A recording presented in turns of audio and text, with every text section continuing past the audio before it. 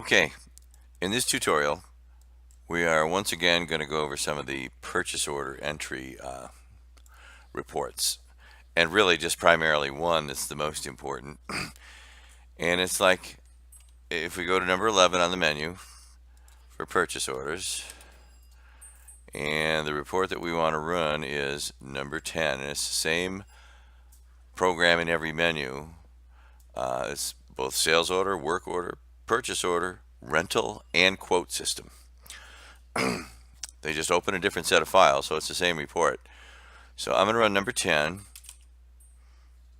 And this time, instead of doing open orders like I did in the last tutorial, we're going to do the S status. And this means the ones that have an I status on the transaction. And what that means is that the purchase accruals are product you've received in the door, you've taken possession, you've got a packing slip, but you are waiting for the invoice in the mail. So I'm going to do an S and hit return all the way down. Oh, one thing.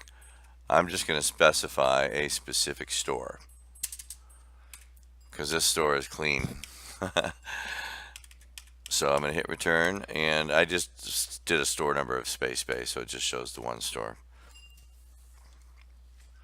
Okay, now the thing to remember is on purchase accruals, in a well-oiled machine, there shouldn't be anything older than 10 days. Because from the time you get it in the door, nobody takes that long to invoice you. And if it's older than 30 days, you either call the vendor or you check in payables to see if, and this is commonplace in a big operation, vendor's calling for money, payable says, okay, I'll just post an invoice and cut you a check. The reality is there should be a packing slip, and the PO being posted to accounts payable should come from the PO system, not posted direct to accounts payable. So that being said, and this is an example of what not to do. These are all very, very old. Okay, so we got $24,000 out there in purchase accruals. If I go to the tail end page, we're going to get a general ledger parts summary.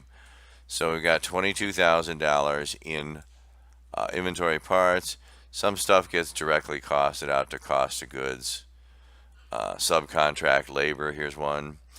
Shop supplies. That's something where you don't physically, it's nuts and bolts. We don't inventory that stuff. We just bill a flat fee on every invoice, or not a flat fee, a percentage with a cap. And then any freight, any warehouse equipment, etc. So that's primarily it. The whole purpose of I want you to review this every single week. I don't want anything in here older than 10 days.